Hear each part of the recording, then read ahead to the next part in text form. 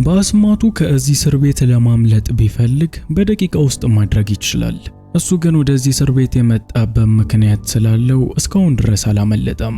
እንዲያውም በእስር ቤት ውስጥ ለማምለጥ የሚፈልጉና እንዲያስመልጣቸው የጠየቁትን ሰዎች በአስማቱ እያስመለጣቸው ነው። ሲፈልግ ራሱን ማንነቱን ቀይሮ ፖሊስ መምሰል ይችላል። ይሄንን ሁሉ ኃይል እንዳለው ያላወቁት የእስር ቤቱ ኃይለኛ ጉልበተኞች ደግሞ ልክ እንደ ሌሎች ተራ ታራሚዎች እሱ ላይ ጉልበተኛ ለመሆን ሞክረውበታል። እሱ ግን ማንንም አይሰማም። እነዚህ ሁለት ሰዎች ገንዘብ ከመጠን በላይ ስለቸገራቸው በከተማ ውስጥ ታላቅ የሚባለውን ዘረፋ ለመፈጸም ወስነዋል።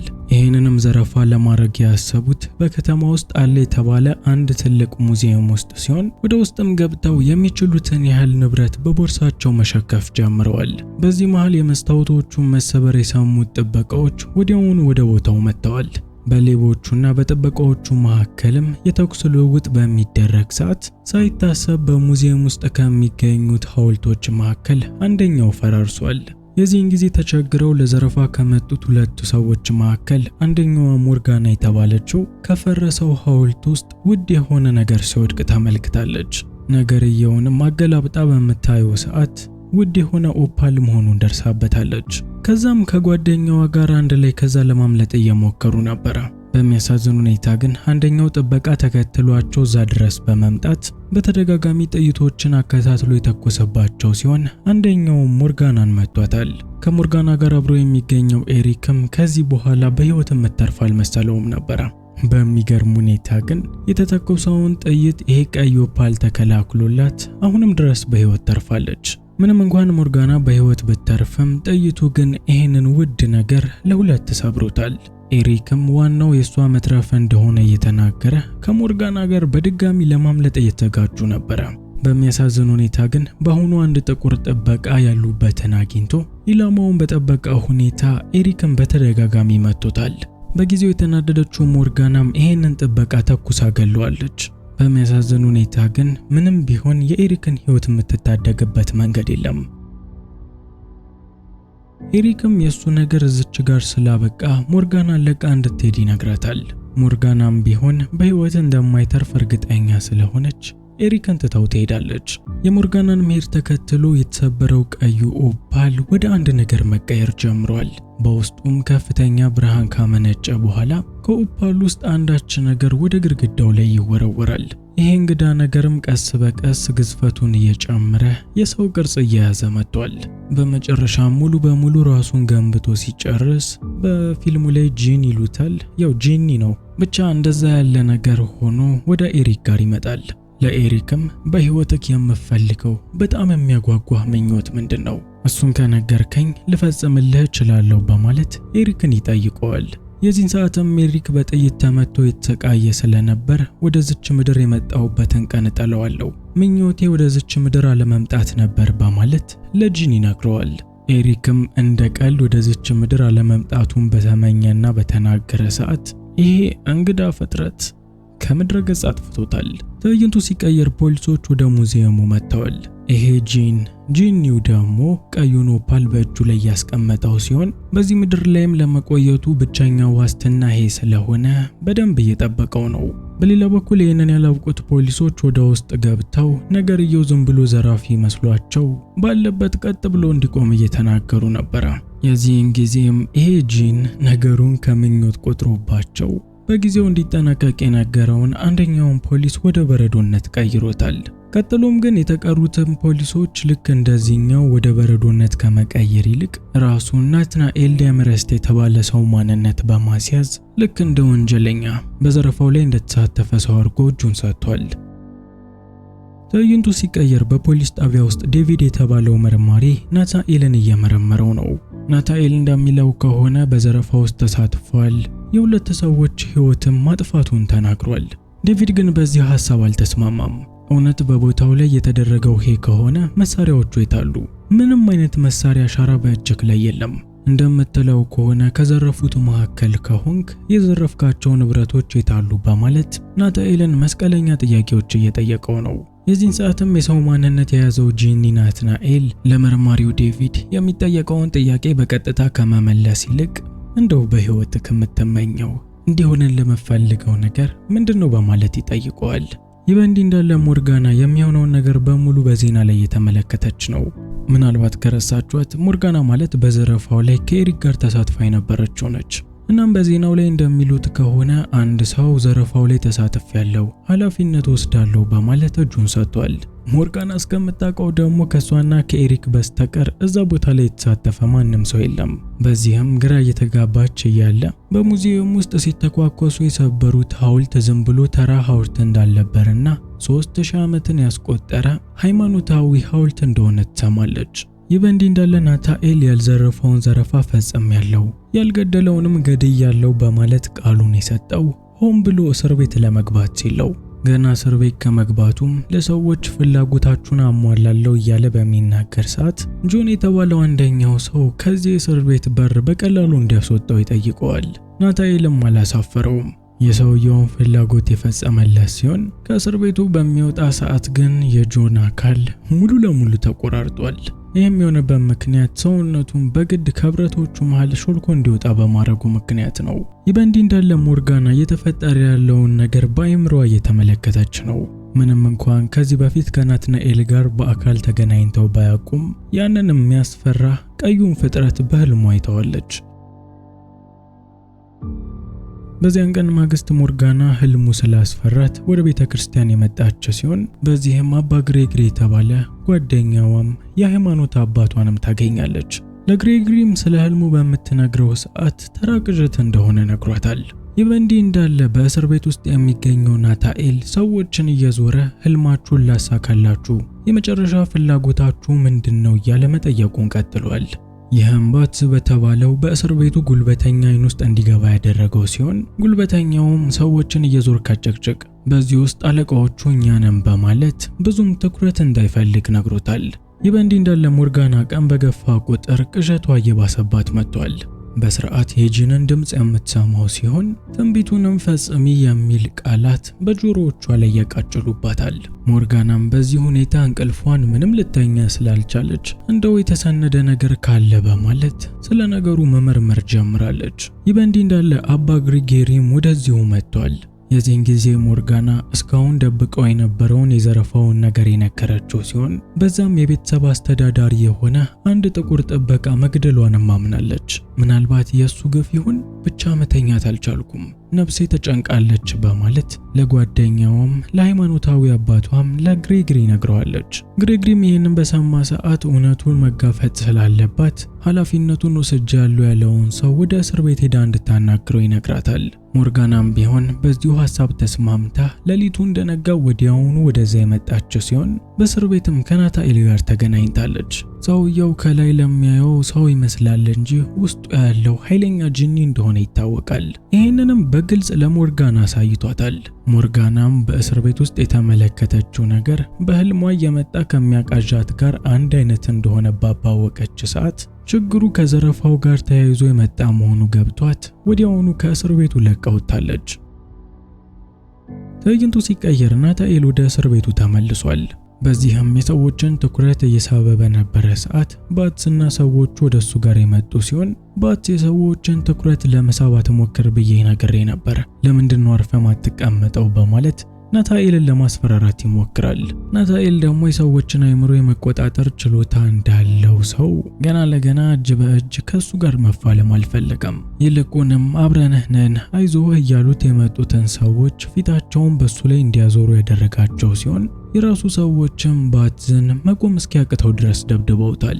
ይህ በእንዲህ እንዳለ ሞርጋና ምርመራዋን አሁንም ቀጥላለች።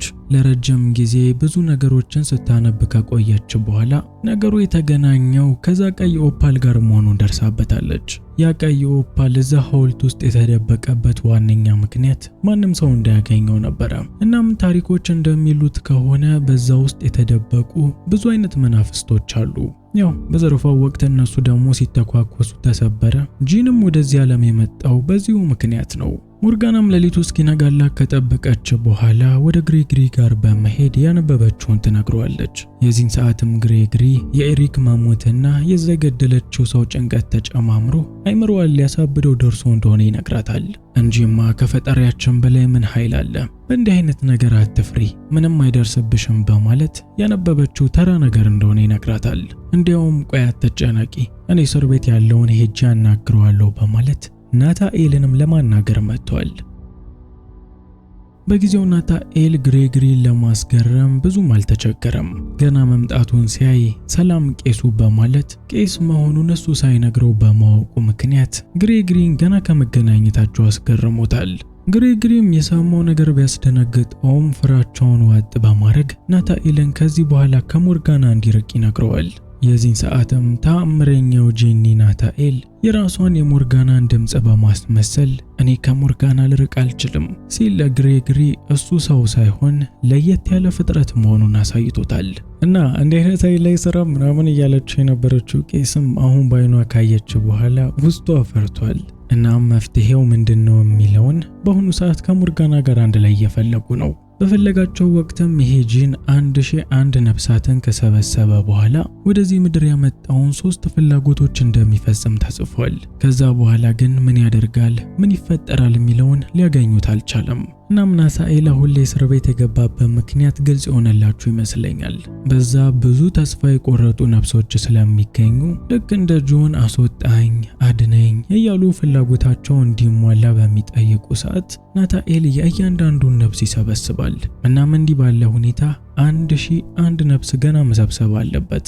ሞርጋናም ይህንን ከሰማች በኋላ ይህንን መንፈስ ልታሸንፍ መችለው በሃይማኖታዊ መንገድ ብቻ እንደሆነ ወስናለች። እናም ከዚያን ቀን ማግስት ጀምራ ነፍሷን ለማንጻትና ወደ አምላኳ ለመጠጋት ስትል ንስሐ እየገባች ጸሎትም እያደረገች ነው። ይህ በእንዲህ እንዳለ አያልቅበት ናትናኤል ትሌቨር ከተባለ ጠባቂ ጋር መጣላት ጀምሯል። እናም ይህንን ጠባቂ ለራሱ ሊጠቀምበት ስለፈለገ የትሌቨርን ማንነት ሙሉ ለሙሉ ወስዶበታል። በምትኩ ደግሞ የትሌቨርን ሰውነት በማይታይ ቦታ ላይ ደብቆታል። ትዕይንቱ ሲቀየር ናታኤል በትሌቨር ሰውነት ውስጥ በመሆን ኤሲፕ የተባለ ሰው ጋር መጥቷል። ይህንንም እስረኛ ከዚህ አብሮት እንዲያመልጥ በሚጠይቀው ሰዓት ኤሲፕ በዚህ መቆየቱ አስጠልቶት ስለነበር ወዲያውኑ በሐሳቡ ይስማማል። እናም ሁለቱም በቀላሉ ከዛ ማምለጥ ችለዋል። ትዕይንቱ ሲቀየር ኤሲፕ ከመታሰሩ በፊት የሚያውቀው ፑሽኪን የተባለ ሰው ጋር መጥቷል። ፑሽኪን ማለት ትልቅ የማፊያ ቡድን መሪ ነው። እናም ኤሲፕ የዚህን ሰው ቦታ መውሰድ ይፈልጋል። ለናታኤልም የኔ ፍላጎት በፑሽኪን ቦታ መኖር ነው በማለት ፑሽኪንን አጥፍቶት እሱ የሁሉም መሪ እንዲሆን ይጠይቀዋል። ናታኤልም ይሄንን እንደሰማ ወዲያውኑ ወደ ፑሽኪን ጋር በመሄድ ምን ይፈጸምለት ዘንድ እንደሚፈልግ በሚጠይቀው ሰዓት ፑሽኪንም እንዲሁ የሚቀናበት ጠላቱ የሆነ ሙስጠፋ የተባለን ሰው ጭንቅላቱን ቆርጦ እንዲያመጣለት ይጠይቃል። የዚህን ጊዜ ናታኤል ሆን ብሎ የፑሽኪንን ፊት በሙስጠፋ ፊት ቀይሮታል። እናም የራሱ ጥበቃዎች ሳይቀር ማንነቱን የተጠራጠሩት ሲሆን በገዛ ልቃቸው ላይ መሳሪያቸውን መዘውታል። የዚህን ጊዜ ኤሲፕ ጠላታችን እኮ ነው ይሄ ግደሉት በማለት ፑሽኪንን በራሱ ቅጥረኞች አስገድሎታል። እናም ምኞቱ ተፈጸሙለት። አሁን የዚህ ሁሉ ሰው መሪ እሱ ነው። ናታኤል በበኩሉ ከዚህ በኋላ የሚሰበስባቸው 800 ነፍሶች አሉ። እናም እነዚህን ነፍሳቶች በመሰብሰብ ላይ ኤሲፕ የግዴታ እሱን ማገዝ ይኖርበታል። ምክንያቱ ደግሞ አንዴ ፍላጎቱን ስላሟላለት ከሱ መለየት ስለማይችለው። የዚህ ፊልም መጨረሻ እኔ ካሰብኩት ተቃራኒን የሆነብኝ ብቻ እዛ እስክንደርስ ድረስ ቪዲዮ ላይክ ቻናሉን ሰብስክራይብ አድርጋችሁ መከታተሉ እንዳረሱ።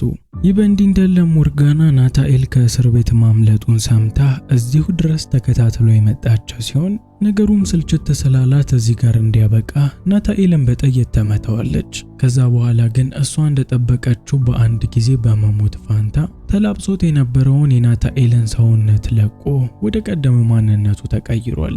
ይሄ ደግሞ ከዚህ በፊት የሱን ትክክለኛ ማንነት አይቶ ማያውቀው ኤሲፕን አስደንግጦታል። የሚያምር ነገር አይቶ የተሸወደው ለእንዲህ ያለው አውሬ ነው። ከዚህ በኋላ ደግሞ መመለስ አይቻልም። የግዴታ እነዛን ነፍሶች አብሮ መከበር አለበት።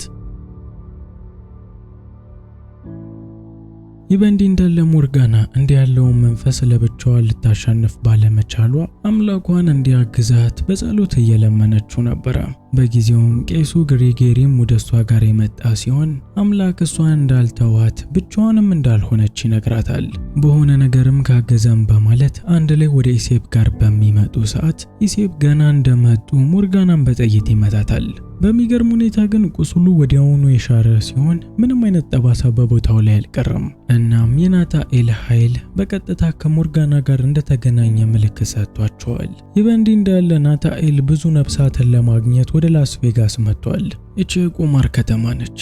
በዚህ ቦታ ላይ ለገንዘብ ለቁማር ሲሉ ብዙ ሰዎች ነፍሳቸውን አሳልፎ ይሰጡታል። እሱም በዚህ እርግጠኛ ስለሆነ ነው የተቀሩትን ነፍሳቶች በዚህ ለማሟላት የመጣው። በመቀጠልም ወደ ሞርጋን ጋር በመደወል አሁን ላስ ቬጋስ ነኝ፣ እነዚህን ነፍሳቶችን ለማምላት ብዙም እንደማልቆይ ግልጽ ነው፣ አንቺም ትንቢቱን ለመፈጸም ተዘጋጂ በማለት በሚጠራት ሰዓት ምንም ሳታረፍድ እንድትመጣ ይነግራታል። አሁን ላይ ግሬጎሪ እና ሞርጋናን ያስጨነቃቸው የትንቢቱ መፈጸም አይደለም። ትንቢቱ ከተፈጸመ በኋላ ምን ይፈጠራል የሚለውን ነገር ማንም ሰው አያውቅም። ይህንን ሳያውቁ ደግሞ ዝም ብሎ መፈጸሙ ምናልባት የከፋ ጉዳት ሊያመጣ ይችላል።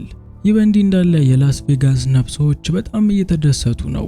የሚፈልጉትን ቁማር እያሸነፉ ብድር ተመቻችቶላቸው ብዙ ነገር እያስደሰታቸው ነው። ያው በተጓዳኙ ደግሞ ብዙ ነፍሳቶች ወደ ናታኤል እየመጡ ነው ማለት ነው። ናታኤልም እነዚህ የተደሰቱትን በሱ ስም ደስ ያላቸውን ሰዎች ብዙም ሳይቆይ ነፍሳቸው እየተለየች ወደሱ ቀይ ኦፓል ውስጥ ወደሱ ሰውነት ውስጥም እንዲገባ ማድረግ ጀምሯል። ይህ በሚሆን ሰዓት ሞርጋናም ሰውነቷ ነግሯታል። እየተጨነቀች ራሷን እየታመመች ነው። ናታኤልም እቅዱን በሙሉ እንደፈጸመ ስለገባት ወዲያውኑ ያለበት ቁማር ቤት መጥተዋል።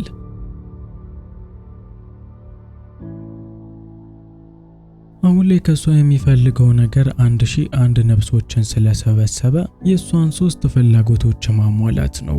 የሷን 3 ፍላጎቶች ከነገረችው ትንቢቱ ይፈጸማል። ትንቢቱ ምንድነው የሚለውን ግን አሁንም ድረስ ማንም ሰው አያውቅም። ሞርጋናም የመጀመሪያ ምኞቷ ከዚህ ዓለም እሱ ብን ብሎ ቢጠፋ እንደሆነ ነግረዋለች። የዚህን ሰዓትም ናታኤል ሊጠፋ ማይችለውን ነገር ማጥፋት አይቻልም፣ እኔ ዘላለማዊ ነኝ በማለት የመጀመሪያ ዕድሏ እንደባከነ ጠቅሶ ሁለተኛውን ይጠይቃታል። እነ ሞርጋና ይህንን እየተነጋገሩ በነበረ ሰዓት ግሬጎሪ ቀስ ብሎ ቀዩን ኦፓል ከጠረጴዛው ላይ አንስቶታል። ሞርጋናም የእውነት ኦፓሉን የሰረቁ መስሏት ደስ በሚላት ሰዓት ናታኤል ቀድሞውኑ ተዘጋጅቶ እንደነበርና እዛ ጠረጴዛ ላይ ያስቀመጠው ፌክ እንደሆነ ያሳያቸዋል። በዚህ ጊዜም ግሬጎሪ መስቀሉን አውጥቶ እየገሰጸው ይሄን መንፈስ እንዲወጣ እየነገረው ነበረ። ናታኤልም አላሳፈራቸውም፣ ወጥቷል።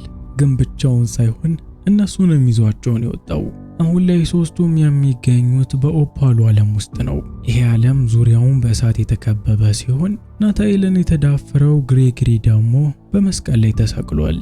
ምስሉንም አላሳይበት ምክንያት አልገባኝም። በክርስቶስ እየቀለዱ ሊሆን ስለሚችለው ብቻ ብለር ይሆናል። እናም እሱ እንደ ቅጣት በመስቀሉ ላይ ተሰቅሎ ሳለ ሞርጋናን 3ኛ ምኞቷን እየጠየቃት ነው።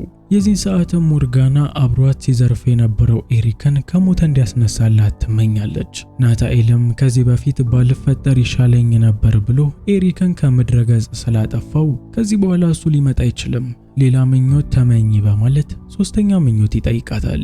የዚህ ሰዓትም ሞርጋና 3ኛው ምኞት በመመኘት ፋንታ ጥያቄዎቿን ታስከትላለች። ለምን 3ኛው ምኞት አንተ በራስህ አትሞላውም? እኔን አታስጨንቀኝ በማለትም ለናታኤል 3ኛው መመኘት እንደማፈልግ እየነገረችው ነው። ናታኤልም ከኦፓሉ ዓለም አውጥቶ ወደ ቀደመው ዓለም በመመለስ 3ኛው ምኞት እሱ መመኘት እንደማይችል ይነግራታል። ሞርጋናም ቢሆን 3ኛው ምኞት ምን ያህል ቁልፍ እንደሆነ ገብቷታል። ባይሆን ኑሮ ሁሉ አይለማመጣትም። እናም ይሄንን ካደረገች ምን እንደሚፈጠር በመጠይቀው ሰዓት ናታኤል ይቺ ዓለም ላይ እንደሚነክስና የሰው ልጆችንም እየገዛ እንደሚኖር ይነግራታል። የዚህን ሰዓትም ሞርጋና ወደዚህ ከመምጣታቸው በፊት ከግሪጌር ጋር እየመረመሩ በነበረ ሰዓት ቀድሞ በንጉሶች ዘመን እንዲህ አይነት ነገር ተፈጥሮ እንደነበር አንብባለች። በጊዜውም የንጉሱ አገልጋይ የነበሩ ሃይማኖተኞችና ጠበብቶችም እንዲህ ያለውን ጂኒ ወደዛ ኦፓል ውስጥ የከተቱበትንም ጸሎት በቃሉ ይዛን የመጣችው። በዛ ላይ ያ መስኪን ጥቁር ፖሊስም በሷ እጅ ተገሎ ቤተሰቡን ያለመከታ በዚህ ዓለም ላይ ያስቀርታቸዋለች። እነዚህንም ሁሉ ካመዛዘነች በኋላ አዘናክታ ከናታኤል እጅ ላይ ኦፓሉን የሰረቀችው ሲሆን በነገስታቱ ዘመንም ተጠቅመውበታል የተባለውን ንብ ሹገር በሄም የሚለውን የተደጋገመ ጸሎት በመደጋገም እስከ ዛሬ ይሄ ጂኒ ወስዷቸው የነበሩትን ነፍሶች ከሰውነት ውስጥ እያስወጣቻቸው ነው። በሱ ምክንያትም ከዚህ ዓለም ተወስዶ የነበሩትን ነፍሳቶች ከመለሰች በኋላም ልክ ቀደም አባቶቹ አድርገውት እንደነበሩት በድጋሚ ጂኒውን በዚሁ ኦፓል ውስጥ አስረዋለች። የሚገርም ፊልም ነው። የሆነ ሰዓት ላይ በሃይማኖት ለመቀለድ እየሞከሩ መስሎኝ ነበር፣ ግን አሪፍ መልእክት አለው። ምኞታችንን ብቻ የምንከተል ከሆነ ብዙ ምንፈልግ ከሆነ ምናልባት እንደ ናታኤል አይነት ጂኒ እየተከተለን ይሆናል። የቁማር ቤቶቹን ሰዎች አስታውሷቸው። የጠፉት በደስታ ውስጥ ነበረ። ጆንም አቋራጭ መንገድ በመጠየቁ ምክንያት ነበር ሞቶ የጠፋው። ብቻ እኔ በዛ በጥሩ መንገዱ አይቼውን ያቀረብኩትኝ። ከተመቻችሁ ላይክ እና ሰብስክራይብ ማድረጉ እንዳትረሱ።